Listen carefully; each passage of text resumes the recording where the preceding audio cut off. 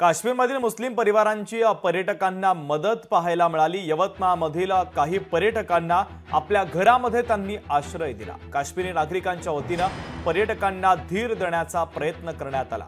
मुस्लिम परिवार देवदूत ठरल्याची पर्यटकांनी आता भावना बोलून दाखवलेली आहे।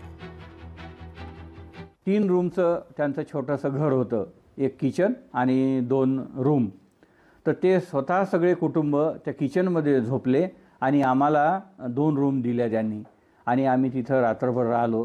थंडी एवढी असल्यामुळे शेजारच्या घरून त्यांनी अंथरूण पांघरून आणलं आणि आमची सोय केली।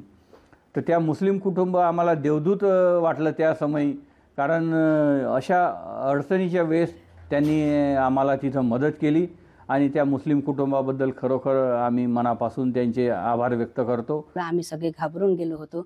मग एका ठिकाणी ते मुसलमान कुटुंब आम्हाला मिळाले बनी म्हणून, आणि तिथे मग आम्ही आश्रय घेतला। त्यांनी आमची सगळ्यांची खूप व्यवस्था केली आणि ती शाइस्ता म्हणून ती आमची मैत्रिणीसारखी होती। मला बरं नव्हतं, त्यांनी मला काढा करून दिला। तिथल्या लोकांनी, दुकानदारांनी, तिथल्या त्या घरमालकांनी आम्हाला सांगितलं की तुम्ही घाबरू नका, माझ्या घरी राहायची तुमची सगळ्यांची व्यवस्था करतो, जेवणाची व्यवस्था करतो, तुम्हाला काही त्रास होणार नाही। आणि खरोखर त्या घरच्या स्त्रिया इतक्या छान होत्या, त्यांनी आमच्या सोबत गप्पा गोष्टी केल्या। आम्हाला त्यावेळेस थोडा धीर आला आणि त्यांनी आम्हाला सगळे तऱ्हेने मदत केली।